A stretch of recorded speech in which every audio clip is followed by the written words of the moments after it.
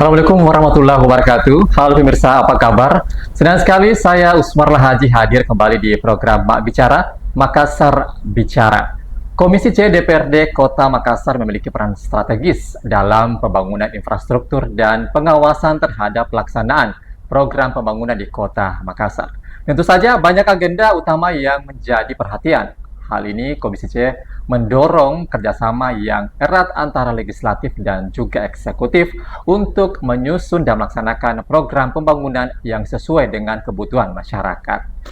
Dengan koordinasi yang intensif, diharapkan arah pembangunan Kota Makassar semakin terstruktur, efisien, dan memberikan dampak luas bagi masyarakat. Dan tentu saja ini akan kita bahas, dan di samping saya di studio sudah hadir narasumber kami, ada Bapak Fasrudin Rusli SE selaku Wakil Ketua Komisi C DPRD Kota Makassar. Saya langsung menyapa beliau. Assalamualaikum, Pak. Waalaikumsalam warahmatullahi wabarakatuh. Apa kabar hari ini? Alhamdulillah sehat-sehat. Alhamdulillah sehat, segar Pak ya. Oke, terima kasih Pak sudah hadir di studio kami untuk berbincang bersama di Mak Bicara Makassar Bicara. Dan pemirsa Fajar TV, tema kita kali ini adalah strategi dan kebijakan peningkatan pengawasan pembangunan infrastruktur di Kota Makassar. Untuk itu kita langsung berbincang dengan Bapak Fasrudin. Pak, mungkin yang pertama terkait dengan pembangunan infrastruktur dulu Pak ini. Kira-kira apa prioritas utama dari Komisi C DPRD Kota Makassar dalam pembangunan infrastruktur di Kota Makassar sendiri, Pak? Ya, baik. Kalau saya melihat pelaksanaan infrastruktur di Kota Makassar sudah baik, tapi alhamdulillah tahun ini anggarannya sangat bagus untuk diterapkan di Kota Makassar, karena saya lihat ini banyak juga setelah pasca banjir, ini banyak jalan-jalan kita yang rusak, baik itu drainase juga perlu ada perbaikan. Kalau umpamanya memang dibutuhkan aspal yang rusak, kalau memang struktur jalannya dibutuhkan betonisasi, kita betonisasi. Jangan diaspal terus. Kalau umpamanya memang genangan airnya terus menerus di situ, kita harus carikan solusi. Ini harus memang aspal ini diganti jadi betonisasi, karena anggaran yang disiapkan oleh pemerintah kota ini sangat bagus sekali. Karena saya melihat penganggaran aspal di Kota Makassar ini, perbaikan aspal nanti jalanan itu kurang lebih 124 miliar, sangat besar, sehingga bisa mengcover beberapa jalan di Kota Makassar. Habis itu banyak juga jalan-jalan yang notabene-nya pengerasan atau pengaspalan yang sudah sangat rusak, sehingga ada perbaikan yang sangat dilakukan oleh pemerintah kota, terkhusus di PU. Itu langsung anggarannya itu untuk betonisasi itu kurang lebih 85 miliar lebih. 85 miliar. Habis itu banyak juga drainase kita yang masih tersumbat, belum bagaimana yang kita inginkan. Anggaran yang disiapkan oleh pemerintah kota itu kurang lebih 67 miliar. 67 miliar. Ya, habis itu jalan lingkungan, perbaikan jalan-jalan setapak, jalan penghubung untuk dibetonisasi itu kurang lebih 59 miliar, sehingga saya sangat memberi apresiasi kepada pemerintah kota, terkhusus Dinas Pekerjaan Umum, untuk melakukan gerakan cepat untuk perbaikan infrastruktur di Kota Makassar. Dan banyak juga pembangunan di pembangunan gedung pemerintahan, kurang lebih 8 kantor lurah yang akan dibangun dan 3 kantor camat yang akan dibangun, dan ini juga puluhan miliar penggunaan anggaran. Dan ada beberapa perbaikan kantor lurah, ada beberapa yang diperbaiki itu kurang lebih itu puluhan miliar yang dikeluarkan oleh anggaran dari pemerintah kota. Oke, seperti itu ya Pak. Ya. Itu luar biasa ya untuk anggaran-anggaran ini bisa dimanfaatkan. Kemudian untuk kira-kira dari Komisi C sendiri, bagaimana bisa memastikan bahwa anggaran atau pembangunan infrastruktur di Kota Makassar berjalan sesuai dengan rencana dan anggarannya seperti itu? Kami kan sangat ketahuan sekali kalau kita biasakan lakukan monitoring evaluasi setiap per 3 bulan. Kita melihat bagaimana perjalanan anggaran tersebut, sampai di mana target penyelesaiannya, sampai di mana anggaran itu berapa persentase fisik maupun keuangannya kita tahu. Karena setiap per triwulan kami lakukan monep, jadi ketahuan nggak bisa mau kong kali kong dengan kami karena kami sangat mengontrol penggunaan anggaran tersebut. Nah itu mungkin dari monitor dan evaluasinya seperti itu ya, harus betul-betul ada pengawasan seperti itu ya Pak Dewan ya. Oke. Nah kalau untuk sebenarnya tantangan terbesar daripada Komisi CDPRD sendiri dalam pembangunan infrastruktur di Kota Makassar seperti apa sih Pak Dewan? Tantangannya itu banyak sekali, itu baik dari masyarakat. Kita sebagai toko ditokokan di daerah kami karena banyak juga keinginan masyarakat yang belum tercover. Banyak usulan-usulan yang mereka meminta, terkhusus saya, belum lagi anggota DPR yang lain 8. Tapi karena saya dapil 1 hanya ada di Komisi C, sehingga saya bisa mengcover usulan-usulan teman-teman di komisi yang lain, sehingga pemerataan pembangunan bukan saja di dapil 1, semua dapil mesti pemenuhan kebutuhan infrastruktur sangat dibutuhkan. Kemarin saja kami lakukan reses hampir semua 5 dapil menyatakan memerlukan infrastruktur perbaikan maupun pembuatan baru, baik itu drainase maupun jalan lingkungan dan betonisasi dan aspal. Ini sangat kelihatan pada waktu kami reses. Kemarin kami lakukan paripurna reses, muncul semua para pembicara dari dapil 1, 2, 3, 4, dan 5, semua menyatakan ada keinginan untuk usulan dari reses mereka. Banyak warga masyarakat yang minta untuk diperhatikan infrastruktur di dapil mereka. Ini paling utama di Kota Makassar sebenarnya infrastruktur ya, karena memang kalau kita lihat bahwa pembangunan yang paling utama, yang paling dirasakan oleh masyarakat itu adalah infrastruktur seperti jalan, kemudian pembangunan lainnya seperti itu. Nah, kalau seperti apa kinerja pemerintahan ataupun dari SKPD ataupun OPD yang ada di Kota Makassar di triwulan pertama ini, Pak Dewan? Kalau saya lihat memang ada kan pergantian pemerintahan, sehingga pembangunan ini tidak seindah yang kita pikirkan, karena ada pergantian dari pemerintahan lama, ada pemerintahan baru, pemerintahan Pak Munafir Arifudin dan Abu Alia. Dan insya Allah dalam waktu dekat semua usulan pokok yang dilakukan oleh pemerintah daerah yang kemarin dari Pak Dhani ke Pak Munafir Arifudin insya Allah akan berjalan step by step. Tapi insya Allah semua anggaran tersebut akan dihabiskan untuk menyelesaikan soal infrastruktur di Kota Makassar. Nah ini yang paling menarik ini adalah tentang pembangunan jalan seperti itu, infrastruktur seperti itu. Dan apakah di triwulan pertama ini sudah berjalan atau mungkin baru akan dilaksanakan begitu, Pak? Bukan, sudah banyak yang sudah ada yang rusak. Itu akan diperbaiki. Karena biasa juga kalau jalan lingkungan, terutama pengaspalan, itu ketahanannya kan ada waktunya. Ada waktunya, Pak, untuk 5-7 tahun. 5-7 tahun, apalagi kalau dia kena imbas dari genangan banjir, itu mempermudah aspal itu bisa rusak sehingga banyak menimbulkan lubang-lubang besar, lubang kecil, tapi itu sangat mengganggu juga lalu lintas yang ada di Kota Makassar. Karena saya lihat beberapa perbatasan kita antara Goa dan Makassar, terutama jalan Ertasding itu memang perlu pembenahan yang betul-betul matang. Hanya kita lihat juga kalau umpamanya kita di Ertasding itu kita perbaiki dari Ulur sampai perbatasan boleh, tapi kita melihat dulu apakah pemerintah Kabupaten Goa melakukan hal tersebut. Jangan juga nanti pemerintah Kota Makassar memperbaiki infrastruktur yang bagus, yang diinginkan oleh masyarakat, tapi persis di perbatasan Kabupaten Goa, karena di situ yang parah.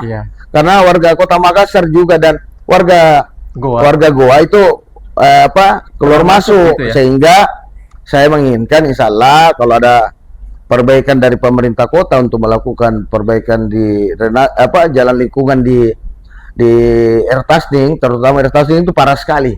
Karena banjirnya itu luar biasa, sehingga aspal-aspal kita yang notabene-nya memang sangat kuat, tapi karena sering digenangi air, digenangi air pasti akan rusak.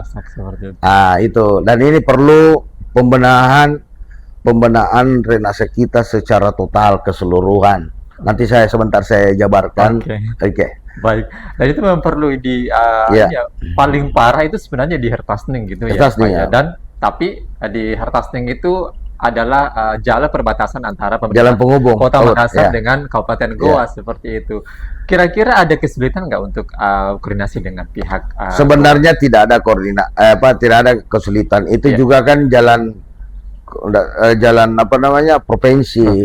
Jalan provinsi penghubung antara Kota Makassar dan Goa. Tapi kita lihat dulu, karena saya sampaikan kepada pemirsa bahwa pemerintah kota mampu kok untuk memperbaiki hampir semua yang yang rusak-rusak itu siap diperbaiki, Pak. Karena kita kota bersama, Kabupaten Kota Makassar ini kemampuan keuangannya sangat stabil dan sehat dari 24 kabupaten kota yang ada di Sulawesi Selatan. Anggaran yang disiapkan ini 85 miliar ya Pak untuk beton ya seperti itu, dan 67 miliar untuk perbaikan aspal seperti ya Pak ya. Kalau aspal itu 164 miliar. 164 miliar. 164 miliar. Oke, untuk pengaspalan ya. Ya, kalau beton itu 85 miliar lebih. Oke, dan itu nantinya akan diusahakan supaya bisa berjalan lancar. Insya Allah, nggak lama lagi ini akan berjalan sesuai dengan regulasi yang ada, dan insya Allah pemerintahan Pak Munafir Haripudin lebih baik dari pemerintahan yang kemarin. Oke, itu diharapkan untuk warga Kota Makassar seperti itu ya Pak ya. Oke, baik pemirsa Fajar TV dimanapun Anda, kita akan beristirahat dulu Pak, dan tentunya kita akan kembali setelah pesan-pesan berikut ini. Tetaplah bersama kami di Mak Bicara, Makassar Bicara.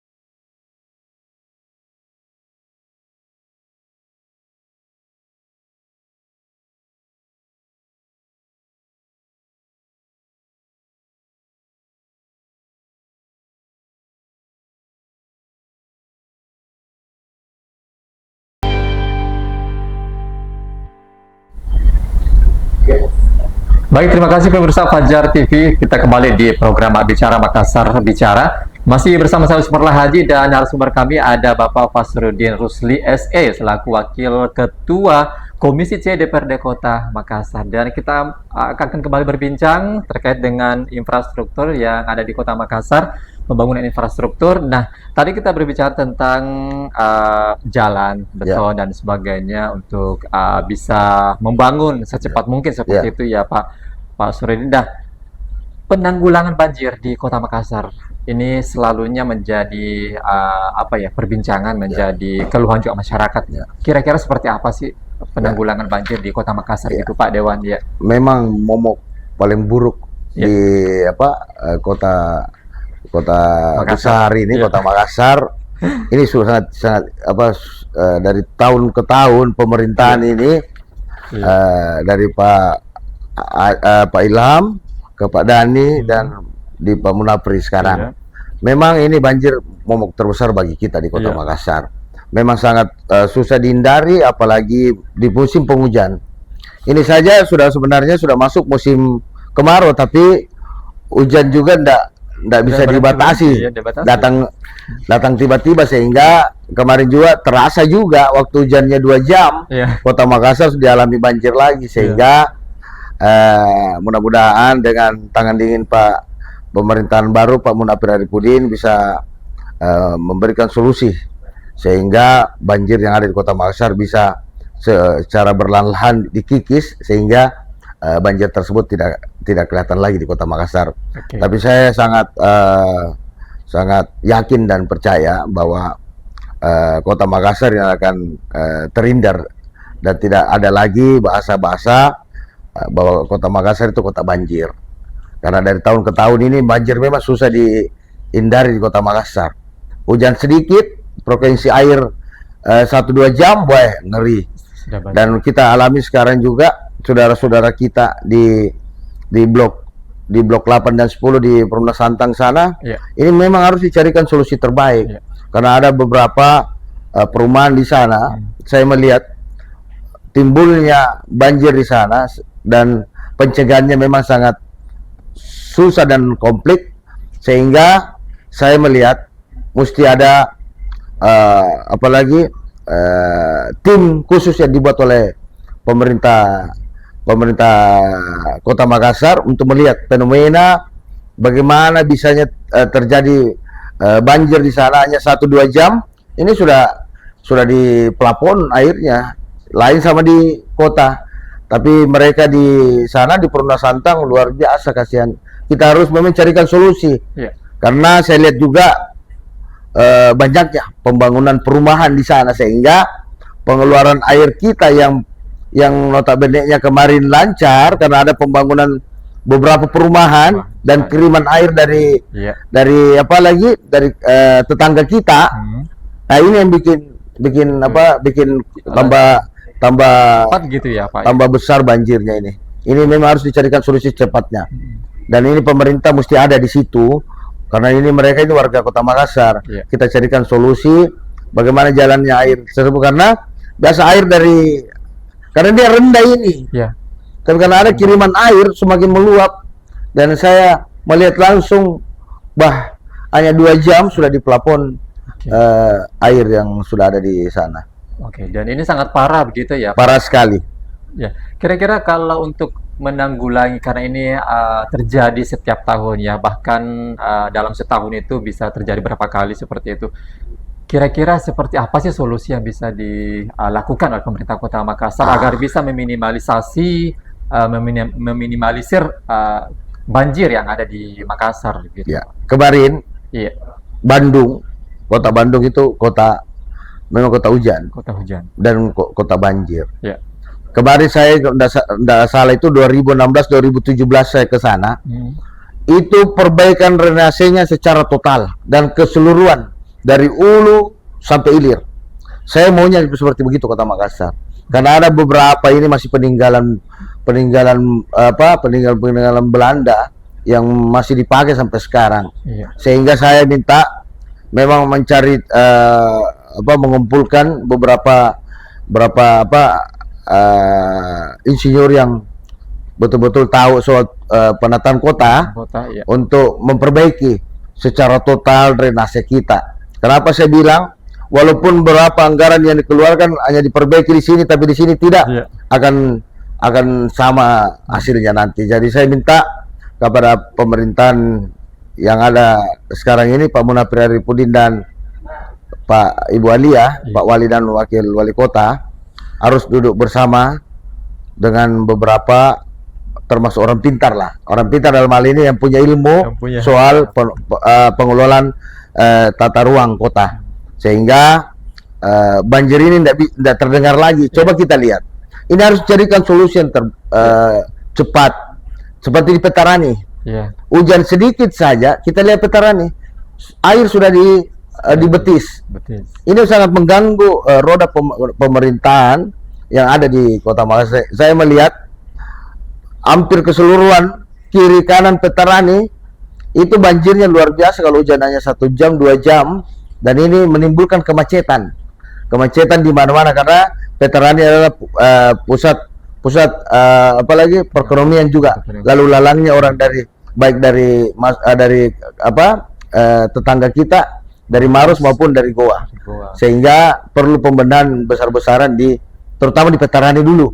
Kita lihat kalau Petarani sudah tidak banjir, yakin dan percaya di tempat lain di Kota Makassar tidak akan Kita lihat lagi namanya penyebabnya banjir. seperti apa sih Pak sehingga bisa terjadi seperti itu setiap tahun? Artinya bukan hanya dari sisi drainase aja yang tidak lancar, tapi mungkin ada sisi lainnya mungkin yang bisa menyebabkan Ini banjir. pengelolaan penataan ruang dari awal. Penataan ruang ya. Penataan ruang dari awal, dan pembuangan-pembuangan kita yang ada di Veteran itu ndak berjalan, ndak menuju ke tempat yang memang harus dia capai. Iya. Ini sebenarnya air kan harus kembali ke laut. Iya. Air yang ada di Kota Makassar harus kembali ke laut. Tapi saya lihat di Veterani hanya memang cepat genangan tersebut hilang, tapi sangat mengganggu, Sangat mengganggu juga. Sekali pengguna jalan, sehingga ini tidak lama lagi juga pasti kalau sering tergenang pasti. Tapi ini kan jalan nasional. Iya. Tapi memang walaupun jalan nasional kan, tapi keberadaannya di Kota Makassar, sehingga harus dijaga juga. Gitu. Karena memang kalau kita lihat arus lalu lintas yang ada di sana itu padat. Sangat padat, tidak ada kala di Kota Makassar di Andi Veterani. Oke. Nah, mungkin terkait dengan banjir ini juga, mungkin terkait juga dengan persampahan begitu ya Pak ya? Pasti. Bagaimana ini juga untuk bisa menanggulangi banjir, kemudian sampahnya juga, bagaimana itu Pak? Sampah memang kita harus akui, Kota Makassar ini kurang lebih per hari ya, pengangkutan sampah ke Tamangapa itu kurang lebih 1000 sampai 1200 ton per hari. Gitu ya. Bayangkan itu per harinya, bagaimana per bulannya, per tahunnya. Sekarang ini tingkat sampah kita yang menumpuk di sana ini kurang lebih sudah 40 sampai 50 meter. Harus dicarikan solusi seperti di Surabaya. Ini perlu pembenahan yang lebih cepat. Mudah-mudahan pemerintahan wali kota yang baru ini bisa mencarikan solusi Kota Makassar, sehingga warga kita yang ada di Tamangapa tidak merasa risih lagi, karena mereka itu sangat terganggu juga dengan adanya penumpukan sampah di sana, karena baunya itu malam itu luar biasa, berdampak kepada warga yang ada di sekitar tempat pembuangan tersebut. Oke. Apakah memang tidak ada kerjasama dengan pihak, misalnya pihak investor untuk bisa menangani sampah? Sebenarnya sudah ada di zamannya Pak Dadi Pumanto, sudah mau MOU kerjasamanya, tapi sampai sekarang belum karena masih perlu kajian lebih dalam lagi. Kita melihat mudah-mudahan di pemerintahan Pak Munafri Arifudin ini kegiatan terus bisa berjalan dengan maksimal, karena seperti di Surabaya. Surabaya itu kontraknya itu 30 tahun. 30 tahun dengan investor. Dan ini dampaknya juga kepada pemerintah di Surabaya sangat besar. Dan ini 30 tahun jadi milik pemerintah Surabaya. Mudah-mudahan di Kota Makassar dimulai juga diterapkan hal tersebut. Karena pembakaran sampahnya di sana itu kurang lebih lebih besar dari kita. Dan mudah-mudahan, dan ini hasil dari pembakaran sampah itu ada yang bisa dijual oleh Pertamina, diolah dalam bentuk gas. Makanya mudah-mudahan di pemerintahan Pak Munafri Arifudin ini akan dilakukan seperti kerjasama oleh pihak ketiga, untuk mengurai cepatnya pembakaran sampah yang ada di Kota Makassar. Mudah-mudahan bisa mudah-mudahan saya yakin dan percaya Pak Munafri Arifudin kan orang cerdas juga, tahu bagaimana cara teknisnya untuk mendapatkan investor, sehingga persampahan kita ini bisa lebih baik lagi dari yang kemarin. Ini memang yang menjadi momok yang menakutkan, persampahan dan banjir begitu ya di Kota Makassar begitu Pak ya. Nah, kalau kita tinggalkan penanggulangan banjir dan sampah ini Pak, saya dengar-dengar ini juga ada semacam program dari pemerintah Kota Makassar terkait dengan baju seragam untuk anak sekolah ini Pak. Bagaimana ini untuk bisa menginformasikan ke masyarakat Kota Makassar bahwa ini ada begitu? Ini itu benar, karena itu termasuk program unggulan Pak Wali Kota dan Pak Wakil wakil wali kota, memang seragam sekolah ini banyak menimbulkan pertanyaan-pertanyaan dan membebani orang tua siswa. Kenapa saya bilang? Karena rata-rata sekolah negeri itu mematok dengan baju seragam yang notabene itu 4-5 seragam yang diberikan oleh sekolah. Rata-rata saya lihat itu ada 900, ada 1,3, ada sampai 2 juta. Sehingga warga Kota Makassar, terkhusus anaknya yang masuk sekolah SD maupun SMP itu sangat terbebani.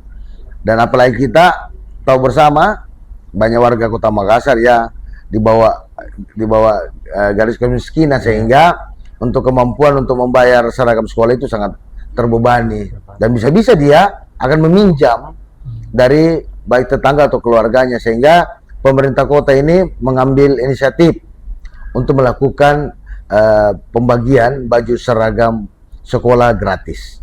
Oke. Jadi setiap siswa yang mendapatkannya itu tidak ada juga persyaratannya. Persyaratannya ya bisa jadi juga kita lihat dulu perwalinya nanti. Apakah perwali ini dengan persyaratannya apa, memakai dari KWH 450 dan 900. Tapi ini harus bertahap pemberian baju gratis tersebut. Maksud saya dari 450-900, habis itu bisa lompat lagi tahun depan 1.300, karena warga masyarakat juga ini biasa kalau satu rumah ada sampai 3-4 kakak dengan kapasitas 900 KWH pasti tidak cukup. Biasa sampai penambahan 1.300. Jadi untuk mendapatkan baju seragam itu mesti ada memang persyaratannya. Persyaratan yang saya bilang tadi ini memang perlu kajian lebih dalam, karena janji-janji politik itu harus dilaksanakan. Karena RPJMD nanti ini tidak lama lagi kami akan ini bahas jadi perda. Berlaku untuk SD dan SMP ya gitu Pak? SD dan SMP. Negeri ya? Swasta juga. Swasta juga, oke. Karena ini kurang lebih kalau tidak salah sekitar 18 miliar anggaran tersebut. Oke, baik. Pak, kita break sejenak lagi dan pemirsa Fajar TV dimanapun Anda berada, kita akan break sejenak untuk melihat pesan-pesan berikut ini. Tetaplah bersama kami di Bicara Makassar Bicara.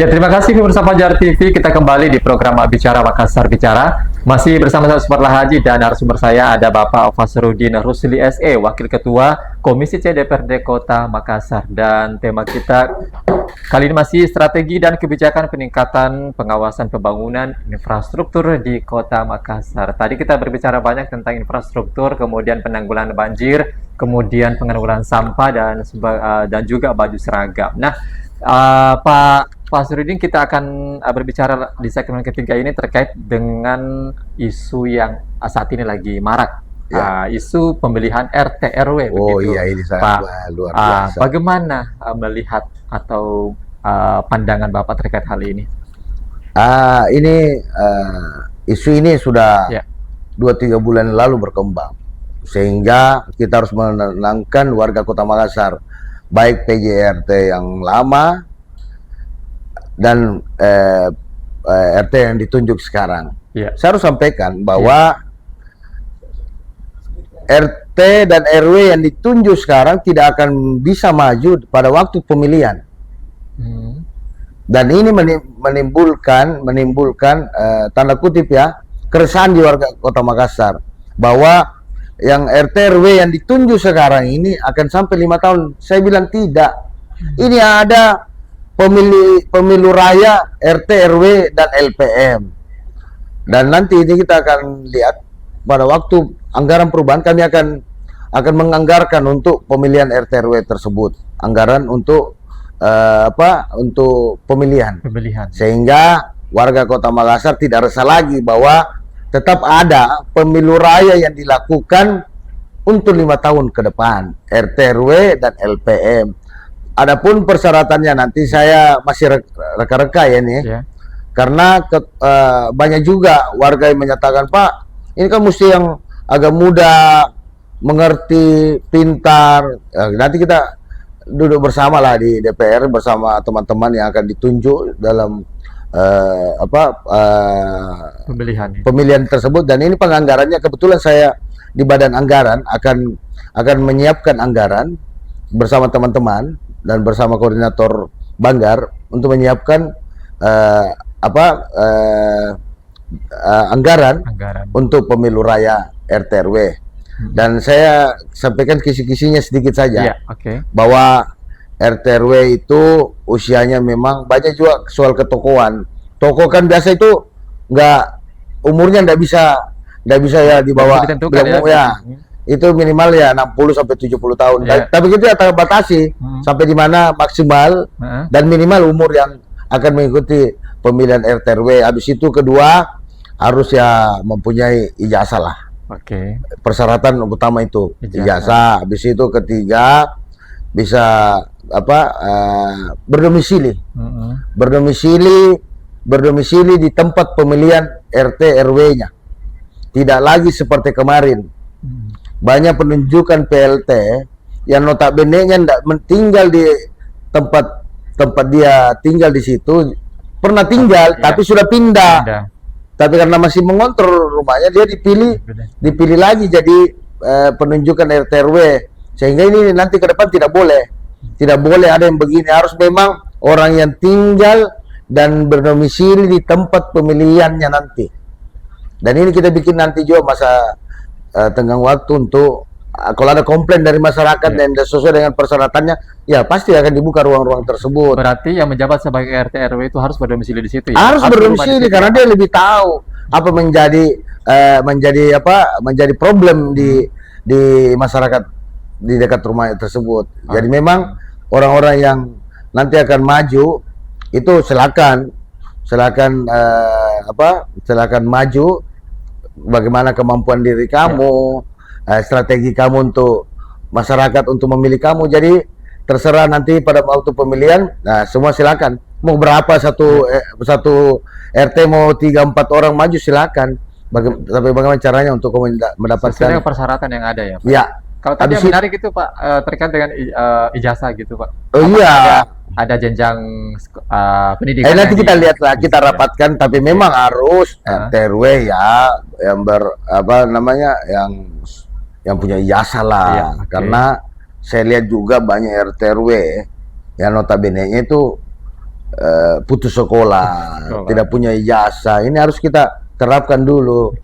Terapkan kepada para calon bahwa kekuatan menjadi calon RT RW itu ya punya ijazah juga dong. Nah, habis itu saya melihat juga banyak masukan-masukan dari masyarakat bahwa RT pemilihan RT nanti melalui per KK atau per rumah. Nah, saya menyampaikan kalau per KK biasa terlalu banyak orang berbondong-bondong di pemilihan.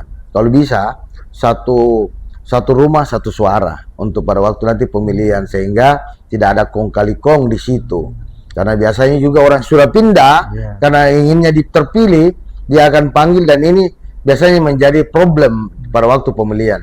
Mudah-mudahan pada waktu nanti pemilu raya nanti tidak ada kekacauan pasti adalah. Karena komplain masyarakat itu sangat besar. Karena RT RW ini rawan juga tapi kebanggaan juga bagi mereka untuk menjadi RT RW. Jadi persyaratannya ini adalah satu rumah satu suara begitu. Kita masih enggak, ini menurut pandangan saya. Pandangan. Tapi kan kita akan duduk bersama dengan teman-teman yang akan ditunjuk nanti masuk dalam pemilihan untuk persyaratan RT RW. Oke. Apakah juga nanti ada semacam debat begitu, Pak? Pasti akan kita lihat nanti bisa juga visi misinya apa yang menjadi kemampuan dia untuk menyelesaikan problem yang ada di daerahnya nanti. Kita lihat saja dulu. Tapi ini harus kita lihat juga dari kemampuan anggaran yang diberikan oleh pemerintah. Kita nanti atur bagaimana teknisnya, karena ini perlu biaya besar, karena kurang lebih 5.000 RT RW, sekitar 6.000 sama RW-nya. Belum LPM-nya. LPM kan hanya 153 dari besaran kelurahan. Tapi RT RW-nya ini ya kurang lebih 6.000 lah. 6.000 RT dan RW. Ya, sekota Makassar. Nah, nanti persyaratannya ada yang bilang, Pak, ini RT terpilih nanti dipilih oleh masyarakat, habis itu RT RW yang pilih RT yang memilih RW.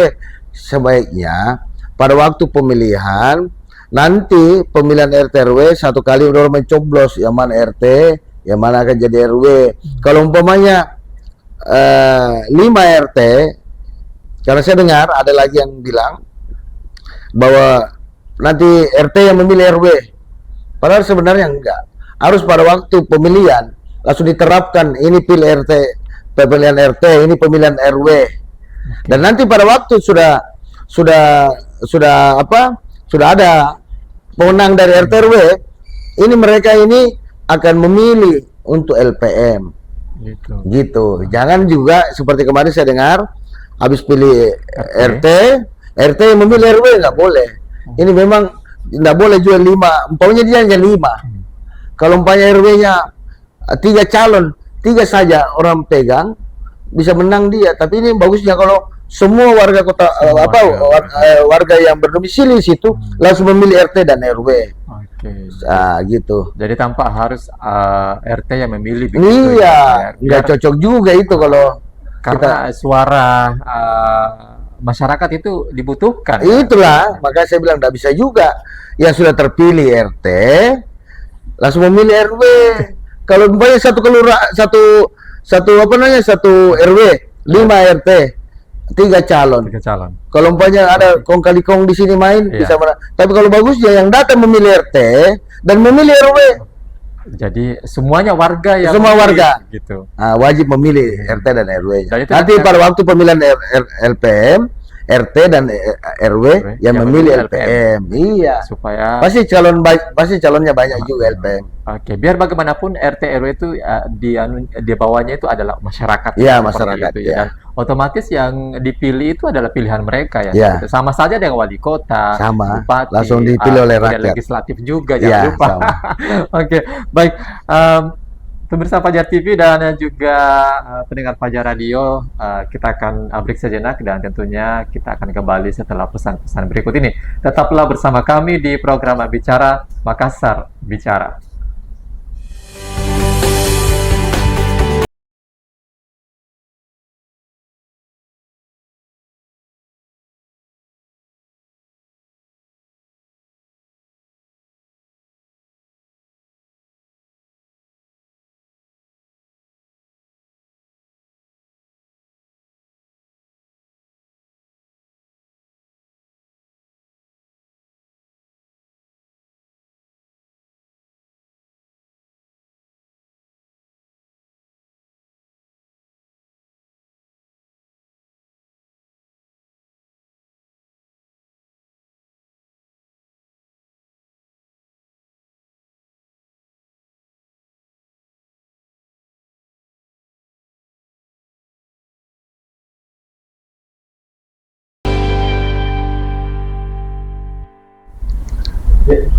Baik, terima kasih pemirsa Fajar TV dimanapun Anda berada. Kita kembali di program Bicara Makassar Bicara.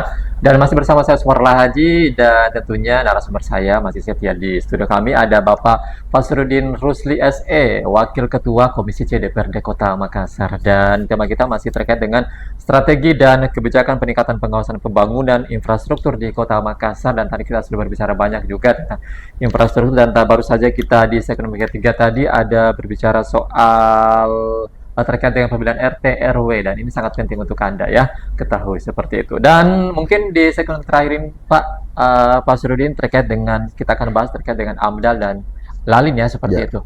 Bagaimana melihat pandangan ini Pak terkait dengan AMDAL? Ini soal AMDAL Lalin memang saya melihat banyak hotel maupun restoran rumah makan yang belum memenuhi izin tersebut, sehingga saya melihat kemacetan yang ada di Kota Makassar ini ada akibat dari banyaknya hotel yang berdiri yang notabene-nya tidak mempunyai AMDAL Lalin.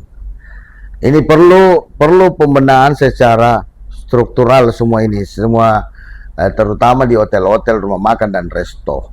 Saya lihat banyak hotel ini kan ada persyaratannya. Hotel itu satu kamar minimal 5 mobil di lahan parkirnya. Itu ada persyaratannya itu, Pak.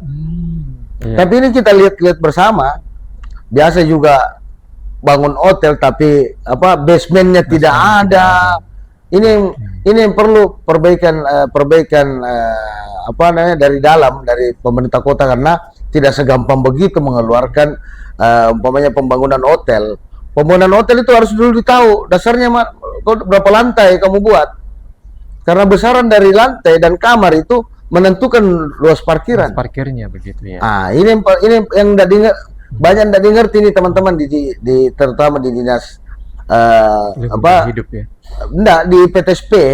PTSP kan yang mengeluarkan izin sama tata ruang ya sudah oke, tapi biasa pelaksanaannya ya tanda kutip ya, kita perlu pembenahan dini dari awal, karena ini pemerintahan baru juga, sehingga pada waktu pendirian hotel atau resto ini memang dipersiapkan parkirnya dulu, Pak. Jangan pikirannya keuntungan terus. Nggak boleh. Umpamanya contoh, dia 6 lantai, kamarnya kurang lebih 100. Dia harus siapkan lahan parkir itu, Pak, minimal sampai ada basement lantai 1 dan 2. Tapi coba Anda lihat semua, bisa lihat beberapa hotel yang di Kota Makassar saya lihat, biar lahan parkirnya saja setengah mati, pakai bahu jalan. Gitu. Ini memang pada waktu pembangunan mesti memang ada tim terkhusus, tim dari tata ruang yang menyampaikan sebelum diselesaikan PBG dari bangunan tersebut, harus disampaikan. Memang nggak boleh asal-asalan. Saya lihat ini di pemerintah Kota Makassar kemarin, saya melihat banyak beberapa hotel biar lahan parkirnya tidak ada, dan ini memakai bahu jalan pada waktu parkirnya. Coba lihat di jalan di Kajau Lalido misalnya. Bukan di di dekat dapur Sulawesi situ, jalan ada hotel situ, beberapa jalan. Latimojong ada juga. Tinggi hotelnya, lahan parkirnya jam 4. Nggak masuk di akal saya. Ini perlu kajian lebih dalam untuk pembentuk AMDAL Lalin. Dan saya lihat juga banyak rumah sakit, Pak. Rumah sakit juga. Yang rumah sakit, maksud saya rumah sakit ini pengelolaan limbahnya ini, Pak. Kami akan turun beberapa waktu ke depan, akan turun ke rumah sakit melihat pengelolaan limbahnya, karena pernah juga tanda kutip ya, nggak usah saya sebutkan rumah sakitnya. Pernah saya sidak waktu prode pertama saya, itu pembuangan bekas pasien itu dekat dengan ruang makan dari rumah sakit tersebut. Artinya pengatur makanan yang akan disalurkan ke pasien. Ini nggak boleh, mesti ada memang wadah tempat bukan di luar, dalam lingkup itu, tapi ada wadahnya sendiri yang dibuatkan. Memang ada aturannya. Harus ada jarak dari rumah sakit sampai tempat pembuatan persampahan di soal limbah.